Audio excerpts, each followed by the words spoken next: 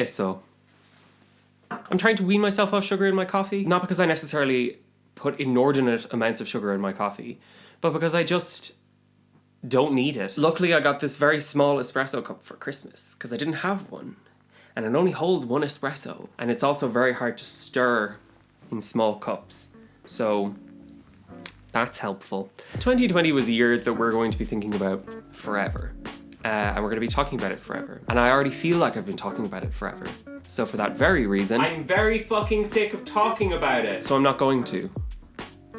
Or at least I'm not going to in the sense of talking about the pandemic or political situations. Because I don't want to. I'm tired. I just wanted to make a list of things that happened in 2020 that I enjoyed or that I appreciated or that I am thankful for. Because not only is it the time of the year to reflect on these things, but also one thing I'm not thankful for this year, my skin is not doing anything to help itself. Being in lockdown and in quarantine and having the privilege of living sort of just slightly in the countryside, definitely opened my eyes to a lot of things and made me appreciate things even in real time. It's not like I let all these things pass me by and now I'm looking back like, oh my God, why didn't I appreciate these things when I have them? Because also learning to appreciate certain things means that I'm going to seek out those things, those little serotonin boosts again. Do you know what I mean? Of course, some of these things are not things that I can replicate, because I'm never going to replicate listening to Adrienne Lenker's songs for the first time. I'm never going to do that, but here's one thing that I can replicate. Springtime! I used to be very sort of faux inspired by nature, and I never got it. I just thought it was aesthetically pleasing. Now I think it's aesthetically pleasing and I find it spiritually soothing. During spring and summer, my parents and I would go for a walk every evening. We would set out from our house and we would end up in this meadow that my parents discovered on their own back in like March or something. You walk around it and there's forest off it and it's near a river and it is just so soothing. And it's not that I necessarily was desperate to be soothed, but being there is such a calming experience. It's just a gorgeous place to be, and I really became appreciative of the fact that I live in a really beautiful part of the world. I'm grateful in a sense for the fact that I was told to stay at home for a very long period of time, that I could discover that, because I would never, ever, ever have found it had I not been here. Just being surrounded by plants, and I downloaded this app, and if you haven't got this app, what the hell are you doing with your life? It's called Plant Snap. I'm sure there are other alternatives that do virtually the same thing. You take a picture of a plant, it tells you what the plant is. I know the names of several plants now. Speaking of, this year I became a plant dad to an extreme level. Again, prior to this I really liked plants, but I don't know, spending an awful lot of time with them just made me appreciate them more. Again, up until this year, plants were an aesthetic thing, and they still are. Jesus, look at this leaf. Look at this leaf. It's fucking gorgeous, man. My collection has just proliferated, and it is at the point where I think I do have too many, but I just like it. I like taking care of them. I like caring about them. And I would recommend anybody to just start with a really easy to care for plant. And yeah, plants, man. I sing about plants a lot. Next up is twofold kind of. It's dream journaling and songwriting. So I started writing down dreams in January, which was obviously prior to everything. And I became very good at it, and then I became very bad at it, and I'm kind of in the middle at the moment. And I think it's because my brain isn't processing on all pistons in that regard. I don't know, is it winter or is it because I went back to college? I don't really know. My dreams aren't as elaborate, intricate, surreal, etc., etc. Last night I dreamt that there were like prehistoric bears that I was supposed to escape from. There's definitely a line that you can cross and just be frightened by yourself.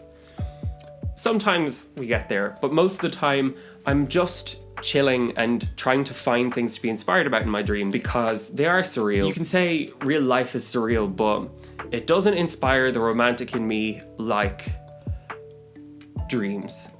You know what I mean? I don't find real life very inspiring to write about. I've developed several ideas about how dreams work, and what dreams mean that I think are alternative to the norms of New Age dream theory. I might talk about them in another video in the future. Why not? The reason this is twofold with songwriting is because not only did I become serious about songwriting, but I also draw from my dreams quite heavily in the songs that I write. Wow, that's really bright. Hold on. It started as me recounting the events of my dreams in poem form and then putting melodies to that and altering them so that they rhymed and that they flowed.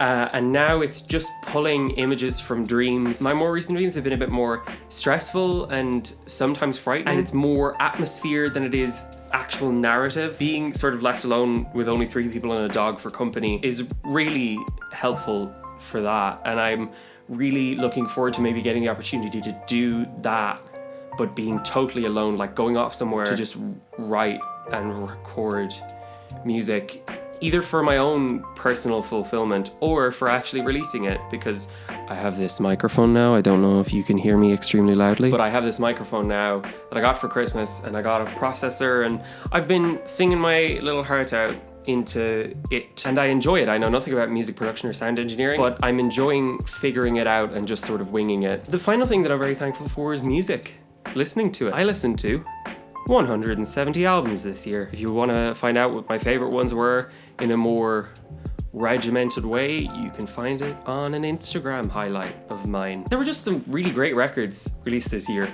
both ones that we all know and love: Fetch the Bolt Cutters, Punisher, Set My Heart on Fire Immediately, Grey, Future Nostalgia, Sawayama, but also ones that I think have flown under the radar because maybe they're not by such big artists, or maybe they don't have the same cultural impact. OK Lose Galore, both OK Kaya records that were released this year: Watch This Liquid Pour Itself and Surviving Is the New Living. Floral Prince by Field Music.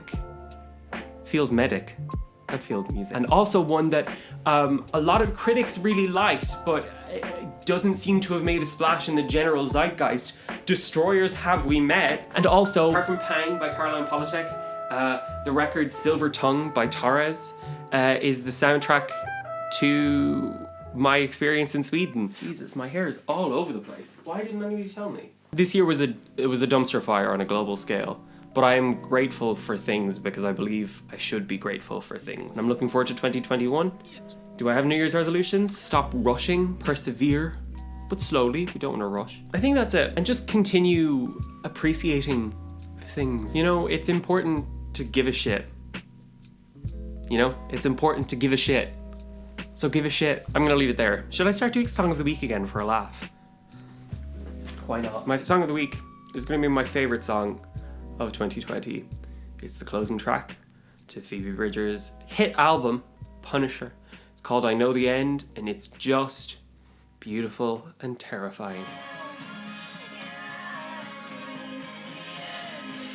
And that's all I have for you. A lot happening. I forgot how fucking annoying that was. Anyway, let's do this again sometime, shall we?